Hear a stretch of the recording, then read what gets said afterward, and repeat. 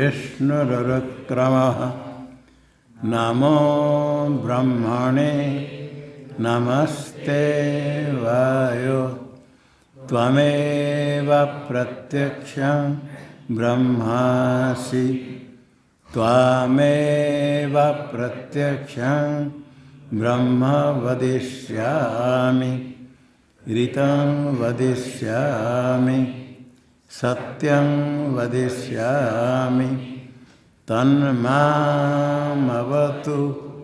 तद्वक्तारमवतु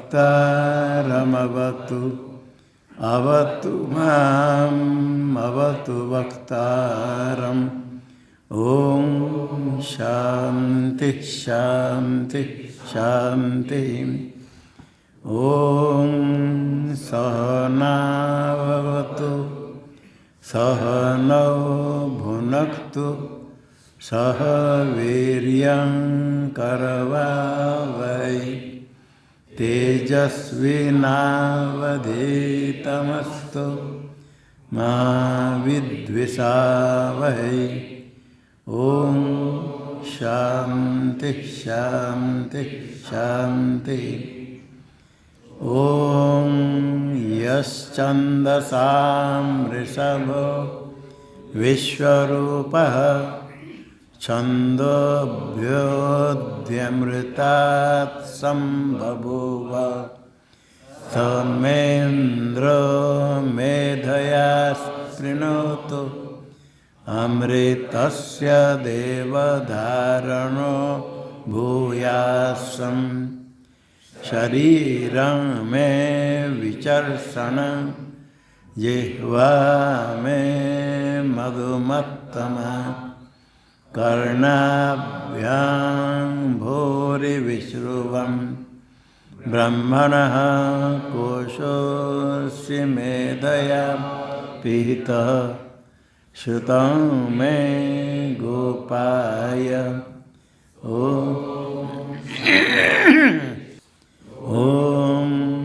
अहं वृक्षस्य रेरिव कीर्तिः पृष्ठं गिरेरिव ऊर्ध्वपवित्रो वाजिनीव स्वमृतमस्मि द्रविणं सवर्चसं सुमेधामृतोच्युतः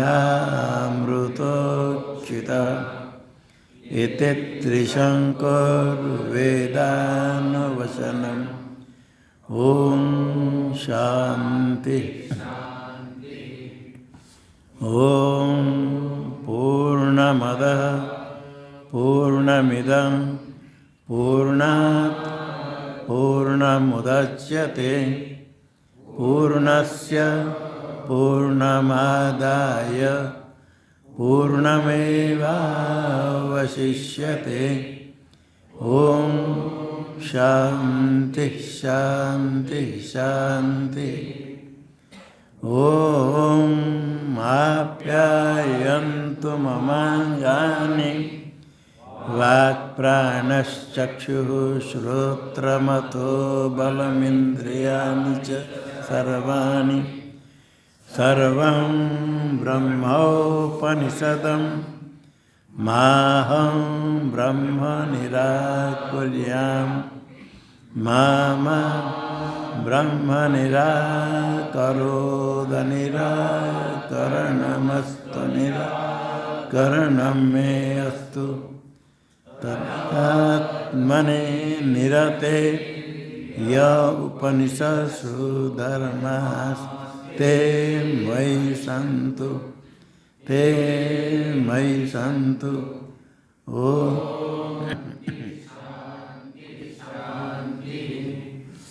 ॐ वाङ् मे मनसि प्रतिष्ठिता मनो मे वाचि प्रतिष्ठितम् आविराविर्मयेधि वेदस्य महानिष्ठः श्रुतं मे मा प्रहासिरनेनाधीते नाहोरात्रान्तसन्ददाम्य ऋतं वदिष्यामि सत्यं वदिष्यामि तन्मामवतु तद्वक्तारमवतु अवतु माम् अवतु वक्तारम् अवतु वक्तारम्। ओम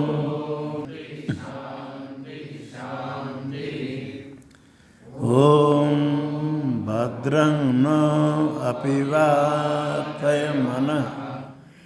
ओम शांति शांति शांति।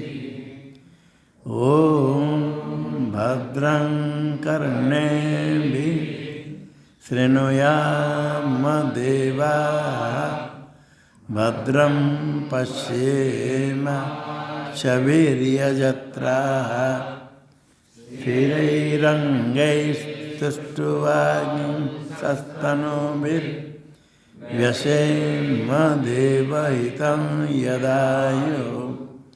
स्वस्ति न इन्द्रो वृद्धश्रवाः स्वस्ति नः पूषा विश्ववेदाः स्वस्ति नस्तार्क्ष्यो अरिष्टनेमिः स्वस्ति न बृहस्पतिर्दधातु।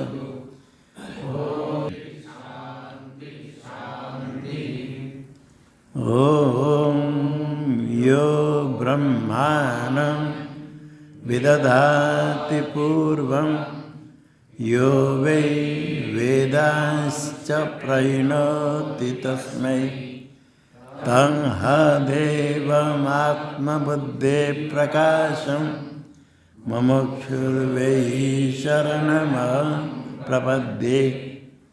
ओम शांति शांति शांति। ओम नमो ब्रह्मादिभ्यो ब्रह्म विद्या संप्रदायकर्तृभ्यो वंश ऋषिभ्यो महद्भ्यो नमो गुरुभ्यः। सर्वोपप्लवरहित प्रज्ञानघन प्रत्यगर्थो ब्रह्मैवाहमस्मि ब्रह्मैवाहमस्मि।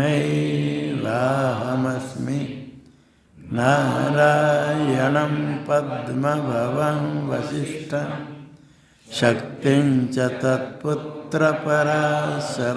च व्यासं शुकं गौडपदं महान्तं गोविन्दयोगीन्द्रमथास्य शिष्यं श्रीशङ्कराचार्यमथास्य पद्मपादं च हस्तामलकं च शिष्यं तं तोटकं वार्तिककारमन्ये नस्मद्गुरुन् सन्ततमानतोऽस्मि। श्रुतिस्मृतिपुराणानामालयं करुणालयं नमामि भगवत्पादं शङ्करं लोकशङ्करं शङ्करं शङ्कराचार्यं केशवं बादरायणं सूत्रभाष्यकृतौ वन्दे भगवन्तौ पुनः पुनः। ईश्वरो गुरुरात्मेति मूर्तिभेदविभागिने व्योमवद्व्याप्तदेहाय दक्षिणामूर्तये नमः। ओम शांति शांति शांति। बोल 10 श्लोक है तो।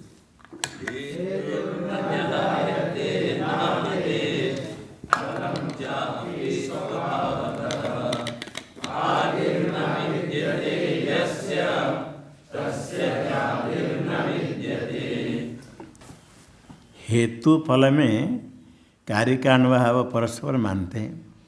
धर्माधर्म हेतु है, फल है देह कार्य का अनुसंघात देह।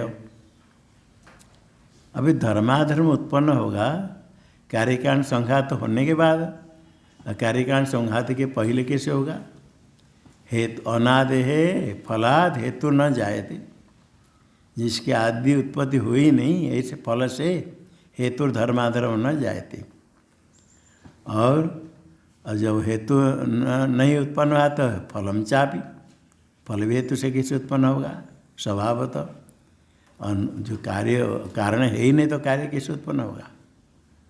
आदि न विद्यते यस्य आदि न विद्यते, आदि कारण जिसका कारण नहीं है तस्य ही आदि न विद्यते, उत्पत्ति न विद्यते। जिसके कारण नहीं उसकी उत्पत्ति कैसे होगी? कारण आने पर कार्य की उत्पत्ति होगी। और ये देह को कार्यकांड संघात को फल को तो कहते फल तो कोई ये जो देह कार्यकांड संघात अनादि नहीं, इसको अनादि कहते। अनादि मतलब उत्पत्ति नहीं, अनुत्पत्ति। जिसकी उत्पत्ति नहीं हुई से अनादि फलात् धर्माधर्म नहीं उत्पन्न नहीं होगा, और धर्माधर्म जो सिद्ध नहीं होगा फलम भी उस उत्पन्न नहीं होगा। जिसका कारण नहीं उसका उसकी उत्पत्ति नहीं। टीका में नानादे फलाद हेतु जायते, हेतु न जायते अनादे कस्मात् फलाद, अनादि फल कार्यकांड संघात से हेतु धर्माधर्म जायते इति न, क्योंकि अभी कार्यकांड संघात बना ही नहीं तो उससे धर्माधर्म कैसे होगा? नहीं फल से अनादित्व तत्व हेतु जन्म युक्तम, फल से कार्यकांड संघात से अनादित्व उसके आदि है ही नहीं तो उसे हेतु जन्म कैसे होगा? ऐसे उनसे क्या सदा जन्म प्रसंगात धर्माधर्म हमेशा ही उत्पन्न हो, अर्थात कार्यकांड संघात होने के बाद ही धर्माधर्म होगा। कार्यकांड संघात है ही नहीं तो अनादि कार्यकांड संघात से धर्माधर्म जन्म नहीं हो सकता है। फलम अपि न हेतु और अनादि, फल कार्यकांड संघात भी अनादि हेतु से, जिस धर्माधर्म की उत्पत्ति हुई नहीं उससे शरीर कैसे बनेगा? नहीं जायते दोष सम्यादित्या, बराबर दोष एवं चापी फलम चापी चापी, इस प्रकार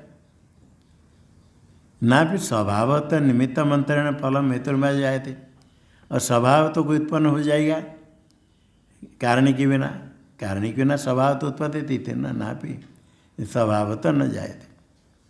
स्वभावतः क्या था? कारण के बिना निमित्त मंत्रण, स्वभाव तो अपने स्वभाव से ही कारण के बिना ना तो देहादि संघात बनेगा ना तो धर्माधर्म बनेगा। फलम हेतुर्वा न जायते, स्वभावतः फलम हेतुर्वा न जायते। ये क्यों है? अनादि हेतु से फल नहीं, अनादि फल से हेतु नहीं, स्वभाव से उत्पन्न नहीं, क्यों? तत्र हेतुमा आदि न विद्यते यस्य तस्य आदि न विद्यते। पहला आदि है कारण, दूसरा आदि उत्पत्ति। यस्य कारण न विद्यते तस्य उत्पत्ति न विद्यते, कारण से कार्य होगा, कार्य होगा कारण के बिना नहीं हो सकता है। कारण रहितात् जन्मानुपलब्धि इत्यतः, कारण रहितात् जन्म नहीं हो सकता है, कारण ही नहीं तो जन्म कैसे होगा? कारण रहितस्य जन्म, जिसका कारण नहीं उसकी उत्पत्ति नहीं हो सकती। वस्तुनो वस्तु तो जन्माभावे हेत्वंतर परत्तम श्लोक से सूचयति। वस्तुतः जन्माभाव, वस्तु न किसी वस्तु का जन्म है ही नहीं वास्तव, इसमें दूसरे हेतु पर के श्लोक है। भगवान भाष्यकार कहते हैं श्लोक से सूचयति किंच, पहले आया विचार है फिर कहते हेतु फलोर अनादित्वम अभ्युपगच्छता त्वया बलाद हेतु फलोर अजन्म अभ्युपगतम स्यात्। हेतु फल दोनों को तुम अनादि मानते हो, अनादित्वम अभ्युपगच्छता स्वीकरवता, स्वीकार करने वाले तुम, तुम्हारे द्वारा स्वीकरवता, तो तुमको क्या मानना पड़ेगा? बलाद, नहीं चाहने पर भी मानना पड़ेगा। क्या मानना पड़ेगा? हेतु फल अजन्म, हेतु फल दोनों का है अजन्म जन्माभाव, बलात् अभ्युपगतम, स्वीकार करना ही हो गया, कर लिया, मानना पड़ता है। अनादि कहेगा मतलब उत्पत्ति नहीं, दोनों का जन्म का अभाव। हेत्वंतर में भी दर्शयितुम प्रथम प्रतिज्ञा करोति, हेत्वंतर श्लोक में दिखाने के लिए पहले प्रतिज्ञा करते हैं। हेतु फल और अनादित्वम अभ्युपगच्छता त्वया, ये तुम्हारी प्रतिज्ञा। तुम कहते हेतु फल दोनों अनादि, इसे मानने वाले हो तो या बलाद हेतु फल अजन्म अभ्युपगतम। फलाद हेतुर्जायते ततस्य फलम इत अभ्युपगमात्। पूर्व पीछे कहता है फल से हेतुर्जायते और हेतु से फल, ततस्य फलम, तत का अर्थ हेतु से कार्यकारण संघात से फलम नहीं, तत धर्माधर्म से फलम, फलम का अर्थ कार्यकारण संघात इत अभ्युपगमात्। तम तैसे मानते तो अजन्म के सामने मान लिया, अजन्म अभ्युपगतम। आप कहते बलाद अजन्म अभ्युपगतम, पूर्व पीछे कहता हम अजन्म नहीं मानते। कार्यकारण संघात से धर्माधर्म उत्पन्न होगा, धर्माधर्म से कार्यकारण संघात बनेगा, दोनों अजन्म कैसे? इति पृछति कथम, पूर्व पीछे कथम अजन्मेव अभ्युपगतम कथम, पूछने पर उसका उत्तर देते सिद्धांति अनादेर आदि रहिताद फलाद हेतु न जायते, हेतु न जायते अनादे, अनादे का अर्थ अनादे का अर्थ आदि रहिताद, आदि जिसके है ही नहीं, ऐसे फल से उत्पत्ति है ही नहीं, ऐसे फल से हेतु न जायते। टीका में तत्र आद्य पादाक्षर योजना परिहरति। शंका हुई, इस पूर्व पीछे ने पूछा हम तो जन्म मानते, हेतु से फल, फल से हेतु, तो जन्म कैसे हुआ? इसके ऊपर उत्तर देने के लिए आद्य पादाक्षर योजना परिहर, तत्र शंकाया, प्रश्न होने पर सिद्धांत परिहार करता है। प्रथम पाद करे अनादे फलाद हेतु न जायते, अनादि थी कैसे अनादि फल से हेतु न जायते, तदेव उपपादयति नहीं नहीं अनुत्पन्नाद अजाद अनादे फलाद हेतुर्जन्म इष्यते। तो फल से तो हेतु मानते हो, किंतु फल कार्यकारण संघात उत्पन्न होने के पहले, उसके पहले कैसे धर्माधर्म बनेगा?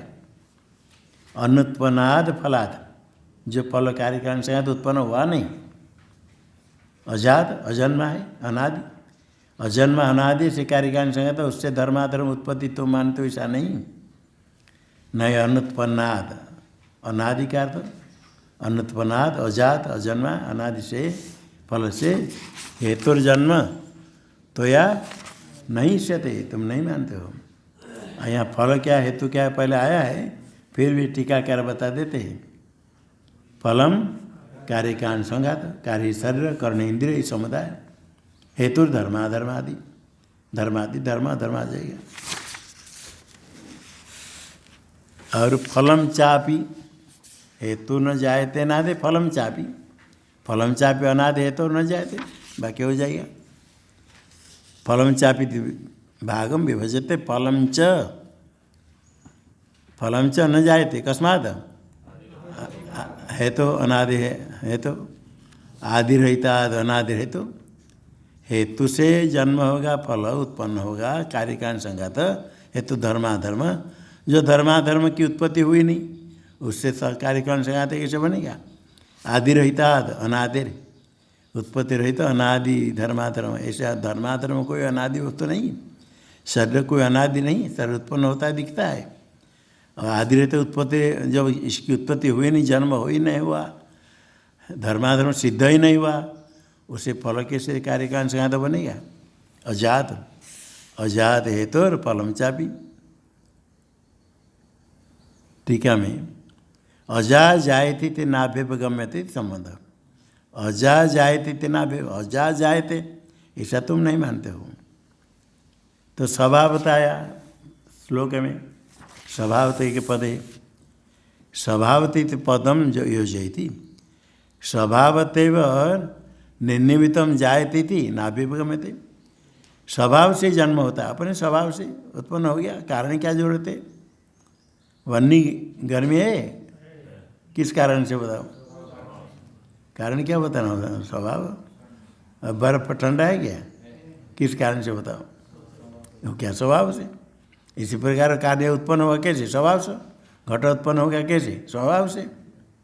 कारण क्या जरूरत है?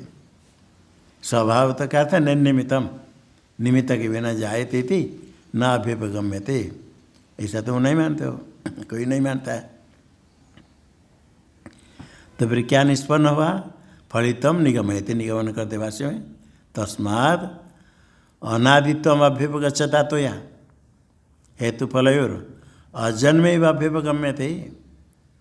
हेतु फल को अनादित्वम अभ्युपगच्छता तो या, अनादि मानते हो, मानने वाले तो या तुमने अजन्मेव अभ्युपगम्यते, तुमने मान लिया जन्म मानते हो। अजन्मे तो या स्वीक्रियते, अजन्म ही हेतु फल दोनों के अजन्म जन्माभाव, अजन्म एव जन्माभाव एव अभ्युपगम्यते कहते स्वीक्रियते मानते हो। यदि अनादि मानेगे तो जन्म नहीं है। टीका में न हेतु फल और जन्मवतोर अनादित्वम अभिवंतुम सक्यम। हेतु फल और जन्मवतोर, हेतु फल जिनका जन्म होता है, जन्म वाले को अनादित्व तो नहीं मान सकते हो। हेतु जन्म होता है, फल भी उत्पन्न होता है, हेतु फल से फल उत्पन्न से होता है। जन्म वाले उसमें हेतु फल में दोनों में कौन है? दोनों हेतु फल और जन्मवतो, जन्म वाले हेतु फल, उसमें अनादि कौन बनेगा? दोनों का जन्म हो रहा है, जन्म वाले हेतु फल में अनादित्वम अभिवंतु न सक्यते। अभिभावेंगे तो यदि मानोगे अजन्म एवं तयोर आकस्मिकम स्यात्, अजन्म एवं तयो अभिभगमे तो अजन्म एवं, जन्म नहीं होगा, जन्म नहीं होगा तो तयोर आकस्मिकम स्यात्। आकस्मिक मतलब अतर्कितम तब अनभिमतमपि बलादापदितम। यह जन्म आकस्मिक बलात् प्राप्त हो जाएगा, तर्क अनभिमत। तुम जन्म मानते हो किंतु वस्तु तो अजन्म हो जाएगा, हेतु फल दोनों। आकस्मिक अकस्मात भी न होती तो आकस्मिक बिना कारण बलाद हो जाएगा, अजन्म ही सिद्ध हो जाएगा। स्वभाववाद निराकरणम प्रतिज्ञातम, स्वभावतः उसका निराकरण किया उत्तरार्धावस्तंभेन प्रतिपादित। यस्माद् आदि न विद्यते से तस्य आदि न विद्यते, यस्माद् आदि न विद्यते यस्य, आदि न, आदि का क्या था? क्या कारण न विद्यते से लोके, जिसका कारण नहीं तस्य आदि न विद्यते। तस्य आदि, आदि कहते जाति जन्म, पूर्वोक्ता जाति, पूर्वोक्ता जाति अनादित्व अभिमत हेतु फल हो। जो अनादि मानते हेतु फल उनका जन्म सिद्ध नहीं होगा। अब अनादि मानते ही हो, जिसका कारण नहीं उसका जन्म नहीं होगा, तो उत्पन्न ही नहीं होगा, न विद्यते। क्यों नहीं होगा? कारण नहीं तो कार्य होने में क्या आपत्ति? टीका में होगा नहीं, कारणवत वही, कारणवत वही आदिर अभ्युपगम्यते न कारणवत। कहीं भी जो कार्य उत्पन्न मानते हैं, आदि उत्पत्ति कस्य उत्पत्ति? कारणवतः। कार्य होगा तो उसका कारण चाहिए, कार्य नियत पूर्ववृत्तित्वम कारणत्वम। आदि उत्पत्ति है तो कार्य है तो उसके पूर्वक्षण में कारण होना चाहिए। जिसका कारण नहीं उसकी उत्पत्ति, कारण जिसका नहीं कैसे उत्पत्ति होगी? न कारणवतः, अकारणवतः उत्पत्ति न भवति। जिसका कारण ही नहीं उत्पन्न नहीं होगा। इसलिए स्वभावाद अपने आप उत्पन्न हो जाए स्वभाव से, इसे नहीं हो सकता है। वन्य में जो उष्ण स्पर्श है, जल में शीत स्पर्श, वो वन्य उत्पत्ति होने के बाद उष्ण स्पर्श नहीं, वो साथ वन्य है तो उष्ण स्पर्श वाला ही वन्य है। इसे तार्किक लोग कहेंगे कार्य बनने के बाद एक क्षण के बाद गुण आता है। कार्य बनने के बाद एक क्षण के बाद गुण आ गया ना। घट बनने के बाद एक क्षण के बाद घट रूप उत्पन्न होगा। पट बनने के बाद पट रूप एक क्षण, तो पट रूप नहीं तो तंतु रूप उस समय रहेगा ना। नहीं, पट बनने का पूरा होने के पहले तंतु से तंतु है, तो तंतु रूप है, इसे तंतु रूप रहता है। उसके पट रूप नहीं कह सकते, पट रूप पटक बनना नहीं तो पट रूप नहीं कहेंगे। किंतु वन्य में उष्ण स्पर्श, वन्य उत्पन्न होने के बाद उष्ण स्पर्श उत्पन्न होगा, वो नहीं।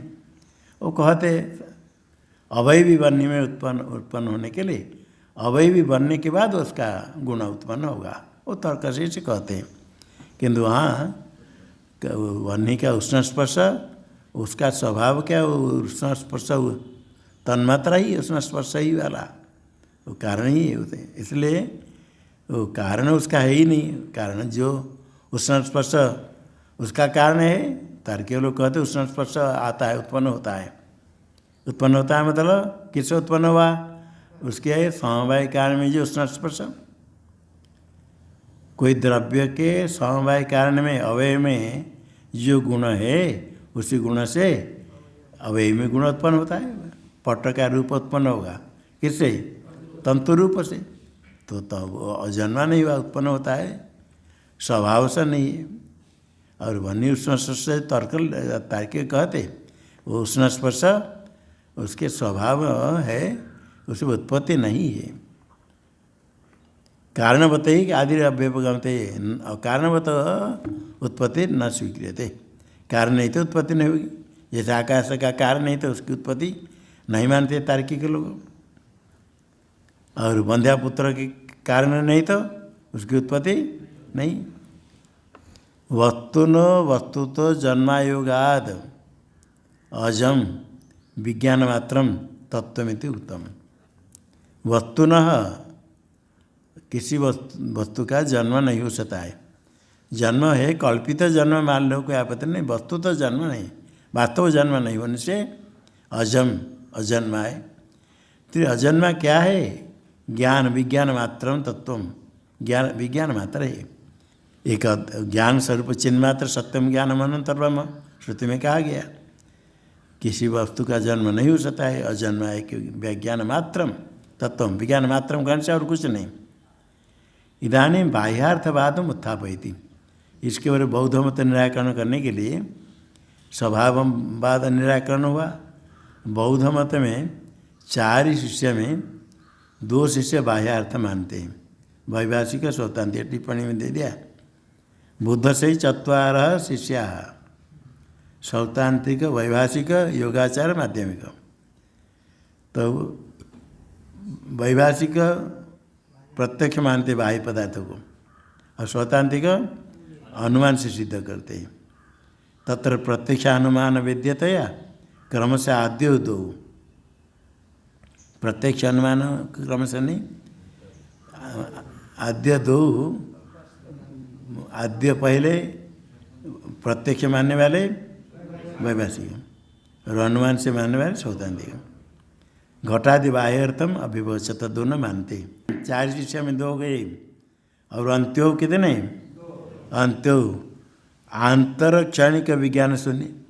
विज्ञानवादी कहते आंतर विज्ञान अंदर है और विज्ञान क्षणिक विज्ञान है।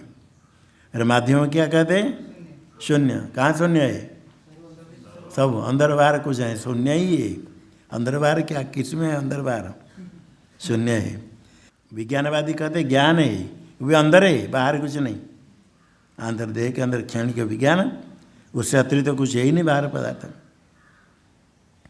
तत्र आद्यर मतम उत्थापयति। अभी विज्ञानवाद मत आरंभ करते हैं।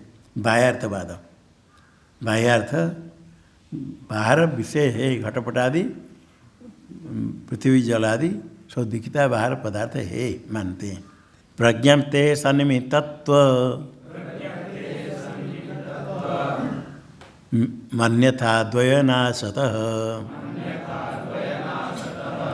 संक्लेशस्य उपलब्धेश्च परतंत्रातिता मता।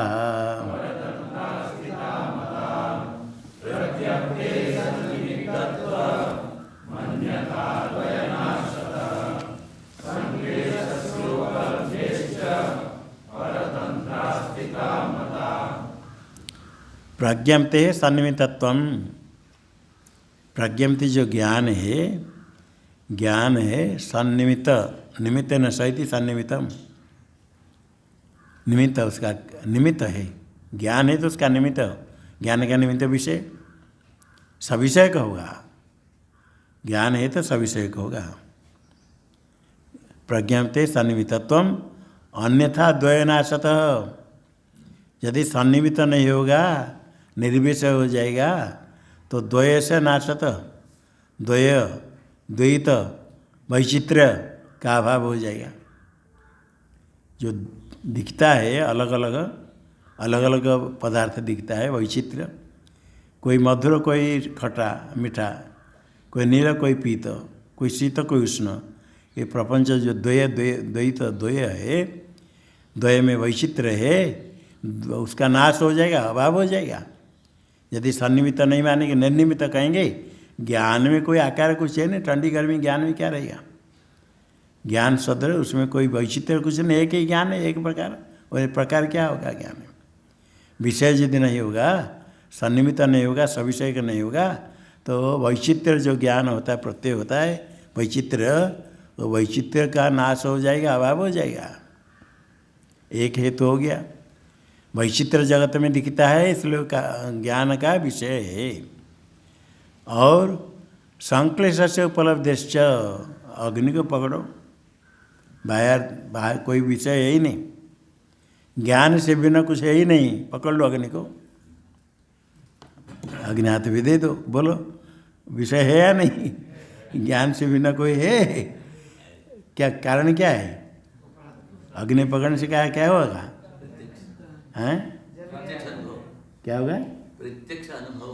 प्रत्यक्ष अनुभव खाली हो नहीं, जो नहीं मानते प्रत्यक्ष अनुभव क्या उनको होगा? बाहर ही करके क्या होगा? हाँ, खाली प्रत्यक्ष अनुभव तो मना कर देंगे, हाथ जल जाएगा, फिर मानना पड़ेगा।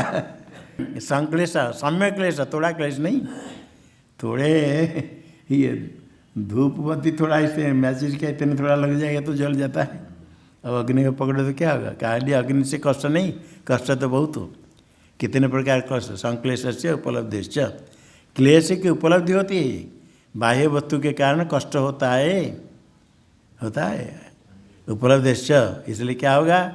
परतंत्र से अस्तिता मता, पर शास्त्र, बाह्यार्थवाद के जो शास्त्र, उस शास्त्र से अस्तिता, शास्त्र है मतलब शास्त्र का विषय से है, इसे शास्त्र भी है। शास्त्र यदि ये शास्त्र के प्रतिपाद्य विषय कुछ नहीं होगा तो शास्त्र रहेगा नहीं। परतंत्र पर शास्त्र, परतंत्र से अस्तिता मता, पर शास्त्र है अर्थात उनके परतंत्र अभिमत प्रतिपाद्य बाह्यार्थ विषय है। टीका में ज्ञान से सविषयत्व क्या कारण है? अर्थापत्ति प्रमाण, प्रत्यय वैचित्र्य अनुपपत्ति प्रमाणयति। विषयत्व बिना ज्ञान से सविषयत्व बिना प्रत्यय वैचित्र्य अनुपपत्ति अर्थापत्ति प्रमाण। दिन में नहीं खाते देवदत्त, दिवा भुंजान से पीनत्व, देवदत्त से पीनत्व, रात्रि भोजन बिना पीनत्वानुपपत्तिया क्या कल्पना करते?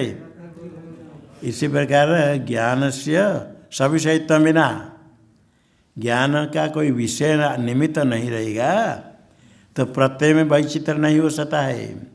प्रत्यय वैचित्र, प्रत्यय ज्ञान जो वैचित्र है, शीत उष्ण मधुर अम्ल नीलपित आदि विभिन्न प्रकार ज्ञान में वैचित्र्य अनुपपत्ति वैचित्र नहीं हो सकता है ज्ञान से सविषयत्व बिना। अन्यथा ज्ञान से सविषयत्व बिना, सविषयकत्व के बिना प्रचित्र वैचित्र अनुपपत्तिया क्या सिद्ध होगा? ज्ञान सविषय सिद्ध हो जाएगा। यही अर्थापत्ति प्रमाण कहते। अन्यथा द्वय नाशत, अन्यथा कहता यदि सन्निहित तो न स्यात् तद्वैत से अभावात्। अग्निदाहादि प्रयुक्त दुख उपलब्धि अनुपत्तिश्च, ये आगे अलग एक तो हो गया प्रत्यय वैचित्र अनुपपत्ति अर्थापत्ति प्रमाण एक हुआ। दूसरा भी प्रमाण है, ये भी अर्थापत्ति प्रमाण। अग्निदाहादि प्रयुक्त दुख उपलब्धि अनुपपत्तिश्च, अग्निदाह राधि से शीत, अब यह गंगा में डुबकी लगा कर थोड़े बैठ जाओ आधा घंटे। अग्निदाह आदि से शीत और भूख क्षुत पिपास आदि से प्रयुक्त दुख उपलब्धि अनुपपत्ति, अन्यथा ज्ञान से सविषयकत्व में ना यदि विषय कुछ अग्नि है ही नहीं, कुछ बाहर पदार्थ है ही नहीं, तो बाहर अग्निदाह आदि के कारण दुख की उपलब्धि होती। अग्नि आदि कोई पदार्थ है ही नहीं तो दुख की उपलब्धि किससे होगी? दुख उपलब्धि अनुपपत्ति अर्थापत्ति सविषय के तुम बिना अग्निदाह आदि अनुपत्या अज्ञान से सविषय तो मानना पड़ेगा। अस्थि बाह्यार्थ इत्याह बाह्य पदार्थ है, बाह्य पदार्थ के संबंध से दुख कष्ट होता है। यदि बाह्य पदार्थ ही नहीं, खाली अग्नि का नाम ले लो, अग्नि स्मरण करो तो दुख नहीं होता है। स्मरण से क्यों नहीं होता है? स्मरण काल में बाहर अग्नि है ना, नहीं बाहर पदार्थ नहीं। इसी प्रकार अग्नि ज्ञान प्रत्यक्ष दिखते तो हाथ में रखो अग्नि को, क्या खाली ज्ञान से भिन्न है ही नहीं पदार्थ, क्या कहेंगे? ज्ञान से भिन्न है ही नहीं। कब कहना? हाथ में अग्नि को पकड़ कर ज्ञान से भिन्न है ही नहीं। ये कष्ट होता है। कष्ट कहाँ से आया? विषय नहीं तो ये अन्यथा अनुभवती बाह्यार्थ सविषयकत्व बिना क्लेश उपलब्धि अनुपपत्या बाह्यार्थ सिद्ध हो जाएगा। बाह्यार्थ इत्याह संक्लेश से उपलब्धिश्च। अभी क्या प्रमाण हुआ बाह्यार्थ के लिए? अर्थापत्ति। कितने अर्थापत्ति प्रमाण हुआ? 2। एक वैचित्र्य अनुभवते और क्लेश उपलब्धि। परतंत्र आस्तिता मता।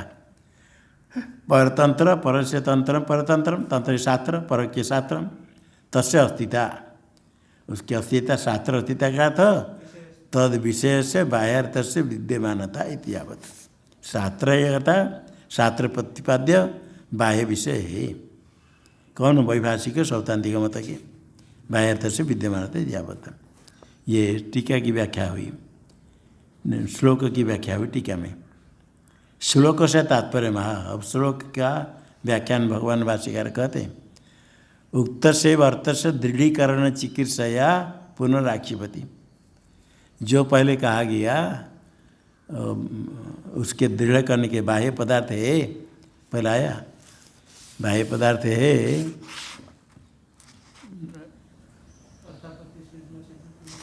नहीं अर्थापत्ति अभी है।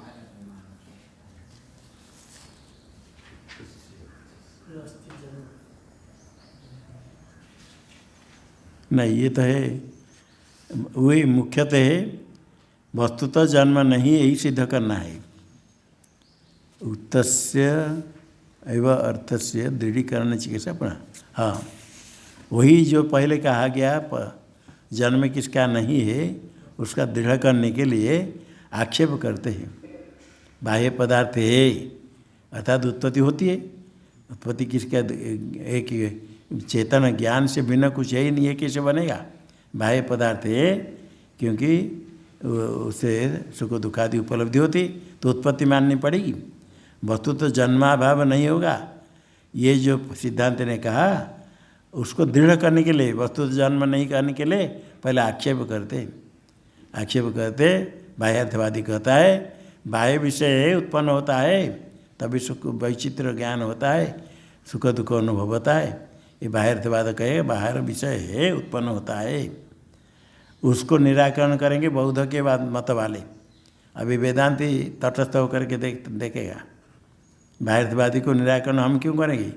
उनके गुरु भाई उनका निराकरण कर रहे, वो कहते बाह्यार्थ है, उनके गुरु भाई विज्ञानवादी कहेंगे उसका निराकरण करेंगे। फिर शून्यवादी आएंगे वो भी उनके गुरु भाई वो विज्ञानवादी का निराकरण के, जो वो अपने आप निराकरण करते हम क्यों से जाएंगे? शून्यवादी जब आएगा तो बाद में हम कहेंगे दृढ़ीकरण चिकित्सा आक्षेपते। दृढ़ करने के लिए करण और चिकित्सा में कर्तमीशा तो टिप्पणी दे दिया।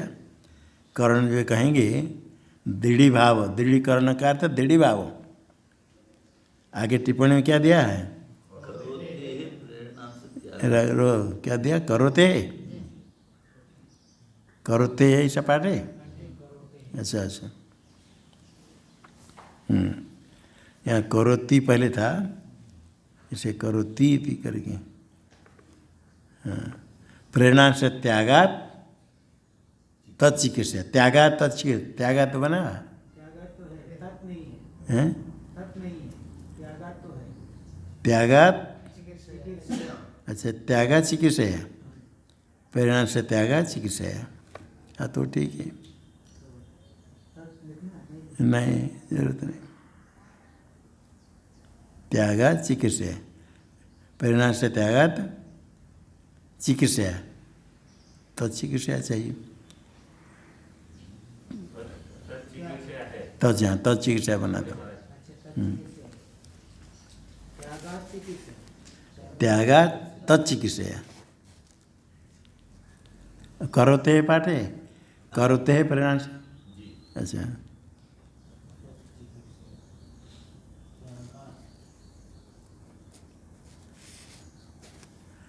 करोते क्रिय परिणाम से छोड़ करके तत्चिकित्सया, दृढ़ीकरण चिकित्सया, दृढ़त्व संपिपादयया, दृढ़त्व करने के लिए आक्षेप करते प्रज्ञानम, प्रज्ञानते सन्निहितत्वम। ये तो जो बाह्यार्थवादी आक्षेप करता है विषय बाहर है तो उत्पत्ति होती है, नहीं उत्पत्ति कैसे नहीं हो, कहाँ से आएगा।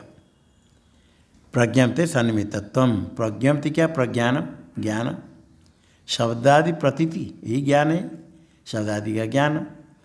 तस्या तस्या कस्या हैं, हाँ सुनते नहीं एकाग्रता से।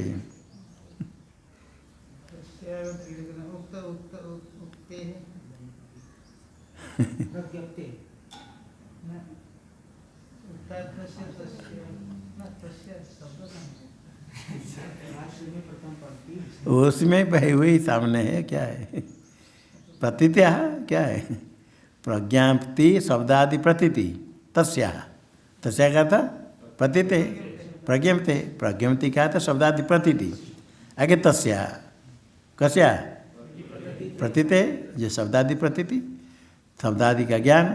तस्या सन्निमित्तत्वम, सन्निमित्तत्वम निमित्तेन सह इति सन्निमित्तम। निमित्त का अर्थ क्या क्या, ज्ञान का कारण क्या होता है, विषय। अन्य कारण तो जो हो, विषय तो मुख्य कारण। निमित्त विषय, कारण विषय, निमित्तम कारण विषय, विषय कारण। ज्ञान होता है तो उसका कारण विषय है। सन्निमित्त का तो सविषयकम, विषय तेतत्, निमित्त का तो कारणम, कारण का तो विषय तेतत्। तो सन्निमित्तत्व का क्या अर्थ हो गया, सविषयत्वम, सविषयकत्वम, सविषयक लिखना नहीं, सविषयक सविषयत्वम। कस्य सविषयत्वम, ज्ञान से प्रज्ञाते, प्रज्ञाते सन्निमित्त है। टीका में अच्छा, वस्तुनो नास्ति वस्तु तो जन्म इत्युक्तार्थ, यही उत्तर्थ है। वस्तु का जन्म है ही नहीं वास्तव, ये उत्तरार्थ। तस्यैव दृढ़ीकरणम, उसका दृढ़ करना है। पूर्वोत्तर पक्षाभ्याम चिकित्सते, पूर्व पक्ष उत्तर पक्ष करके उसको ही दृढ़ करना, वस्तु तो जन्म है ही नहीं।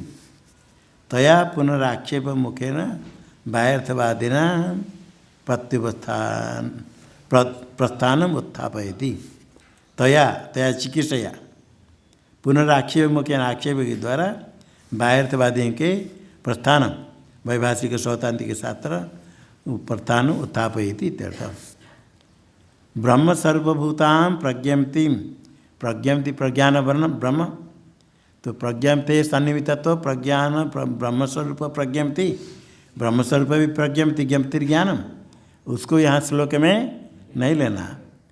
प्रभु तो सन्निमित्त नहीं, प्रज्ञप्ति ज्ञान शुद्ध जो नित्य ज्ञान है, सत्यम ज्ञान होने तो ब्रह्म, वो ज्ञान का निमित्त क्या है, वो ज्ञान के लिए नहीं विचार, या तो जो प्रतीति है। ब्रह्मस्वरूप भूताम प्रज्ञप्ति प्रतिषेधति, इसे प्रज्ञप्ति क्या अर्थ क्या, शब्दादि प्रतीति, शब्दादि का ज्ञान लेना।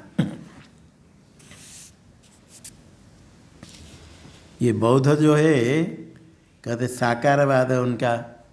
साकारवाद क्या है, ज्ञान के आकार, निरपितादि जो बाहर पदार्थ दिखता है और ज्ञान का आकार बाहर दिखता है, ज्ञान ही है, ज्ञान सत्य ही नहीं, उसका निराकरण करते। साकारवादम विदशति स्वात्म व्यतिरिक्त विषया इत्येतत् प्रतिजानीमहि। सन्निमित्त सविषय का, सविषय क्या है, वो ज्ञान का ही आकार है, जो विषय दिखता है ज्ञान का, अपने ज्ञान का ही आकार है, वो ज्ञान का आकार नहीं है, ज्ञान से भिन्न विषय है। विज्ञानवादी क्या कहेंगे? जो ज्ञान दिखता है नीले पितादि, वो ज्ञान का आकार, वो साकार है ज्ञान, उसका निराकरण करते ऐसा नहीं।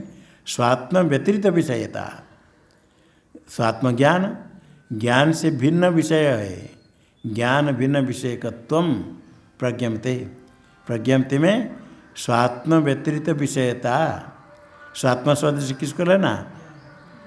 ज्ञान, ज्ञान से भिन्न विषयकत्व प्रज्ञप्ति तत् प्रतिजानी में प्रतिज्ञा करते।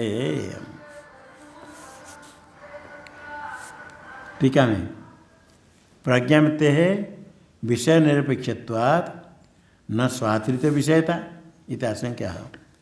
शंका प्रज्ञप्ति कोई विषय अपेक्षा, विज्ञानवादी कहेंगे प्रज्ञप्ति विषय निरपेक्षत्वाद, विषय की आवश्यकता नहीं। सपने में ज्ञान होता है, विषय कहाँ है? सपने हाथी का ज्ञान हुआ, हाथी कब आया? विषय निरपेक्ष है, न स्वातिरिक्त विषयता, अतिरिक्त विषयता न, ज्ञान से भिन्न कोई विषय है ही नहीं। इतिहास क्या न ही निर्विषया प्रज्ञप्ति ही शब्दादि प्रतीति स्यात्। निर्विषया प्रतीति, शब्दादि का जो ज्ञान है निर्विषया, विषय के बिना प्रज्ञप्ति नहीं होती, न भवती, नहीं।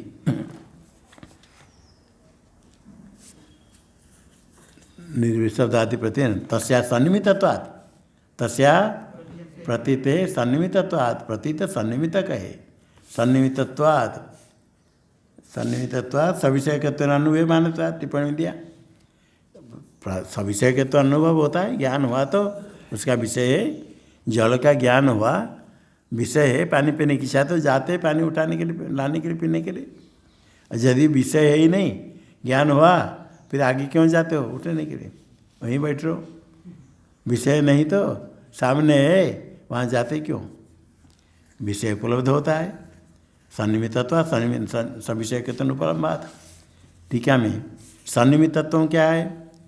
सविषयत्वेन स्फुरणम, स्फुरण ज्ञान सविषयत्वेन, सन्निमित्तत्व है तो सविषयत्वेन ज्ञान होता है, सविषयत्वेन स्फुरण होता है। ये दिया प्रज्ञप्ते सन्निमित्तत्वम, अन्यथा द्वयोनाश। वो प्रज्ञप्ते सन्निमित्तत्व ये तो प्रतिज्ञा हो गई, किंतु तमेव हेतु द्वितीय पाद योजना विशदेति।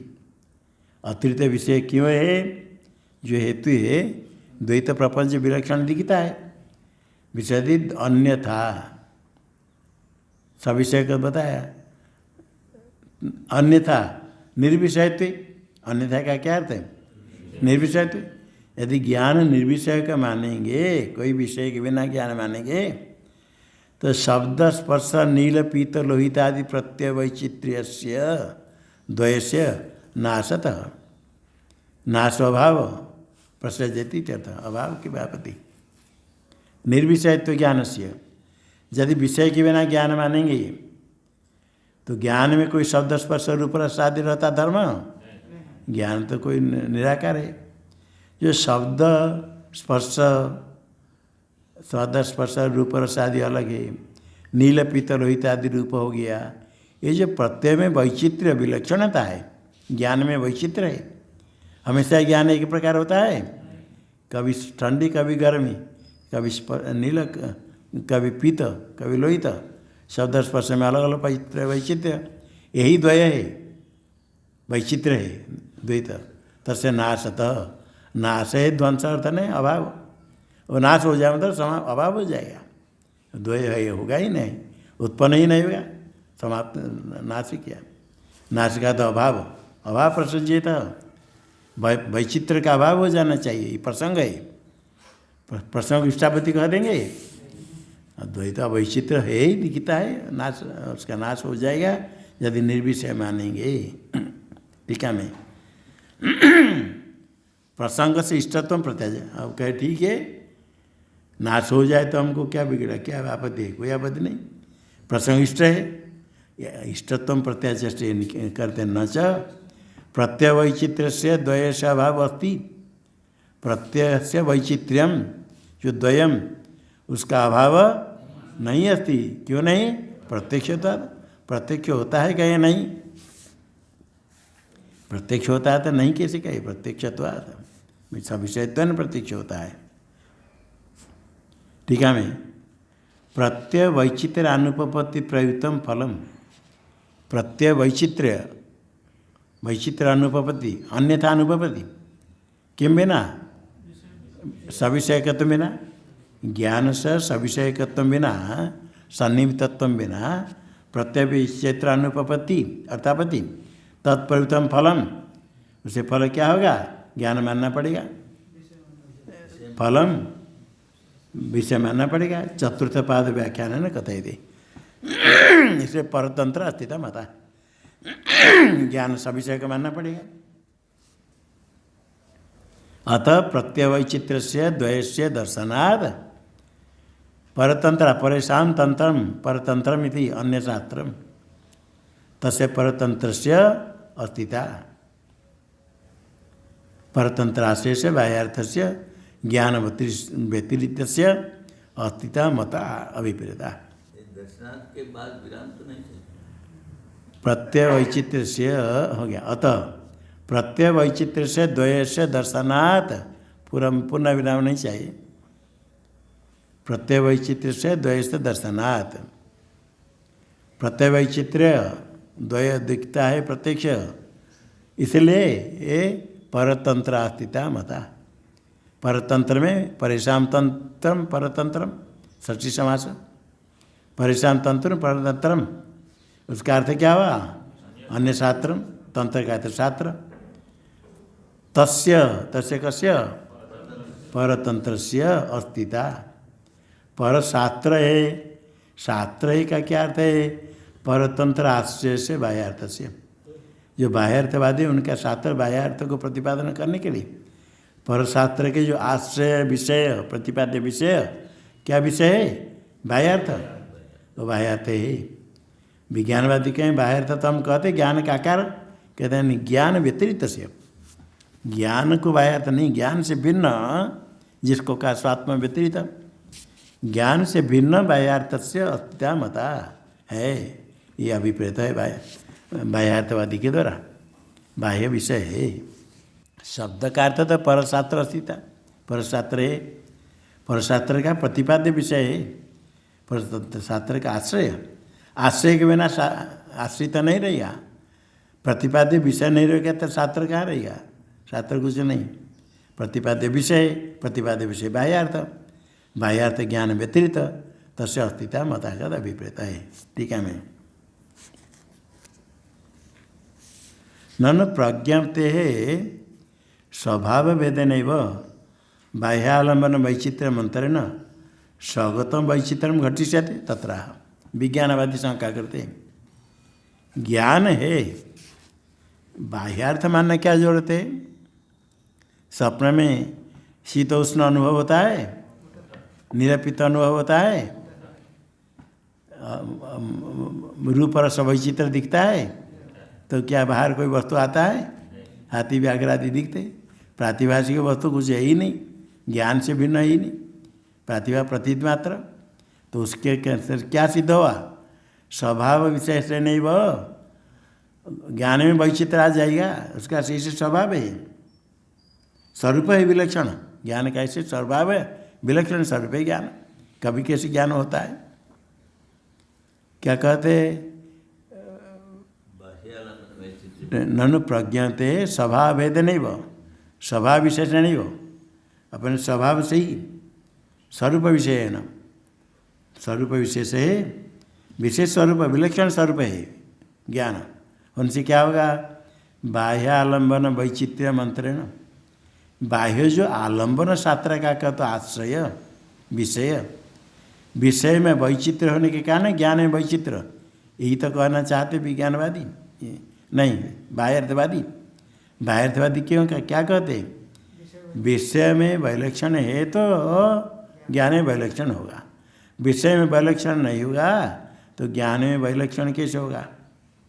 प्रज्ञप्ते स्वगत वैचित्र्यम, ज्ञान में जो वैलक्षणता है बाह्य विषय में वैचित्रता के बिना, वैचित्र के बिना ना, बाह्य आलम्बन वैचित्र्यम अंतरेण, अंतरेण का अर्थ बिना विभूति अव्यय, बाह्य आलम्बन वैचित्र्यम बिना स्वगत वैचित्र्यम, स्वपसी क्या लेना व्यज्ञप्ति ज्ञान, स्वगत वैचित्र्यम नहीं घटिष्यते।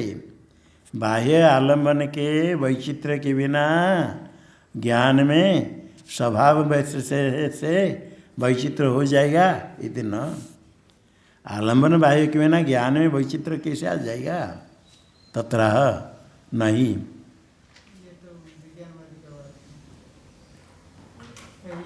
नहीं, ज्ञान वैचित्र विज्ञानवादी कहेगा, पूर्व पीछे कहता नहीं, वैज्ञानवादी बाह्यार्थवादी कहता नहीं।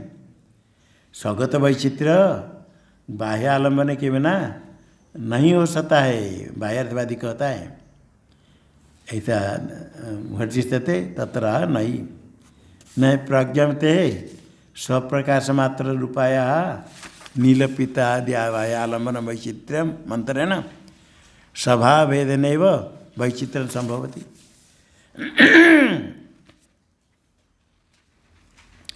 पूर्वपक्षी की शंका हुई क्या, प्रज्ञप्ति अपने स्वभाव से ही पत्य बाह्यर्थ आलम्बन के बिना स्वभाव हो जाएगा, ऐसा कौन कहता है, विज्ञानवादी कहेगा अपने आप हो जाएगा, तो बाह्यर्थवादी कहता नहीं भवति।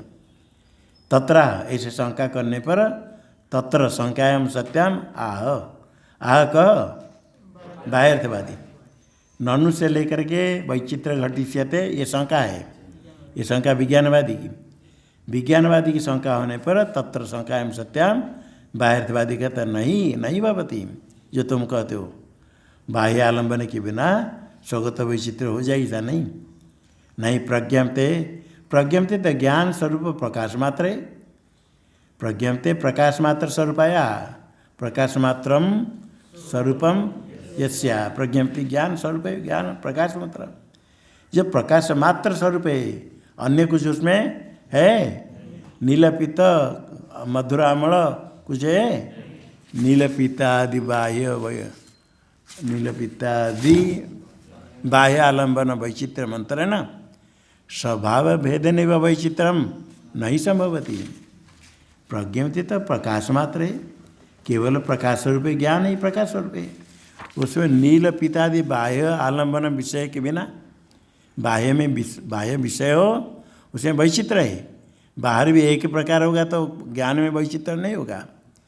नील पितादि बाह्य आलम्बन में वैचित्र है, उसके बिना ज्ञान में स्वभाव भेदन व वैचित्र, स्वभाव विशेष स्वरूप विशेष से ही वैचित्र ज्ञान में आ जाएगा, उसका तो स्वरूप प्रकाश स्वरूप, केवल प्रकाश स्वरूप में वैचित्र कहाँ से आ जाएगा, बाह्य आलम्बन के बिना।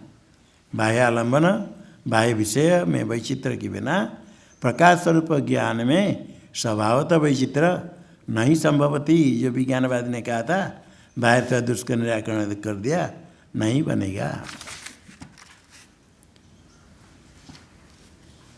औपाधिकम तरी प्रत्यय वैचित्र, विज्ञानवादी कहता है ज्ञान में जो वैचित्र आया बाह्य विषय को लेकर के, बाह्य में विषय में वैचित्र तो ज्ञान में वैचित्र आया, तो विषय रूप उपाधि के कारण ज्ञान में वैचित्र हुआ, विज्ञानवादी कहता है।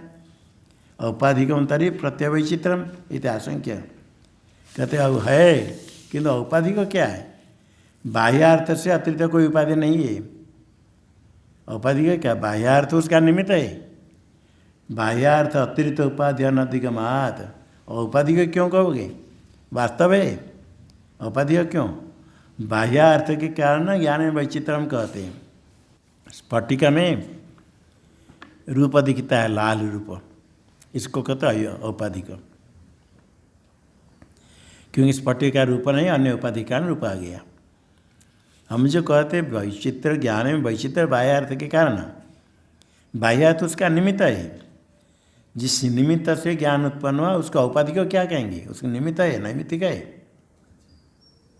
बाह्यार्थ उसका निमित्त, बाह्यार्थ को छोड़ करके और कोई उपाधि है क्या, इसका उपाधि का नहीं, बाह्यार्थ अतिरिक्त उपाधि अनधिगमात मेव मित्या कहते नहीं, उसका उपाधि का नहीं कर सकते क्योंकि उसका निमित्त है बाह्यार्थ। स्फटिक से व नील आदि उपाधि आश्रय बिना वैचित्रम न घटते। स्फटिक में तो उपाधि का हो जाता है, वैचित्र दिखता है। स्फटिक में कैसे उपाधि है? नील पितादि उपाधि आश्रय, नील पितादि उपाधि आश्रय वैचित्र्यम बिना, आश्रय के बिना, नील पितादि उपाधि रूप आश्रय के बिना स्फटिक में वैचित्र्य आता है? नहीं होगा, न घटती अभिप्राय। इसलिए ये जो वैचित्र है स्वभाव भेदन वैचित्र नहीं हो सकता है। आलम्बन ज्ञान में वैचित्र है तभी उसमें वैचित्र होगा।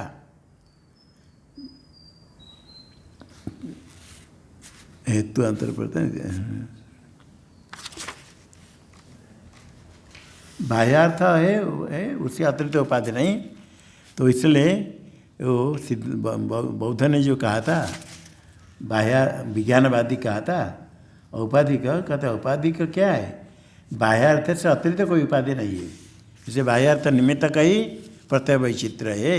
वास्तव इसमें प्रत्यय वैचित्र बाह्य विषय में है, उसको आश्रय करके वैचित्र नहीं हो सकता है। जैसे स्फटिका में नीलादि उपाधि के आश्रय के बिना वैचित्र नहीं होता है, इसी प्रकार बाह्यार्थ निमित्त वैचित्र के बिना ज्ञान में वैचित्र नहीं आ सकता है। स्फटिक शुद्ध स्फटिक है, तभी नील पिता दिखता है किस निमित्त से। इसी प्रकार यहाँ भी नील पितादि प्रत्यय में वैचित्र आएगा बाह्य आलम्बन वैचित्र के कारण। ओम भद्रं कर्णेभिः शृणुयाम देवा।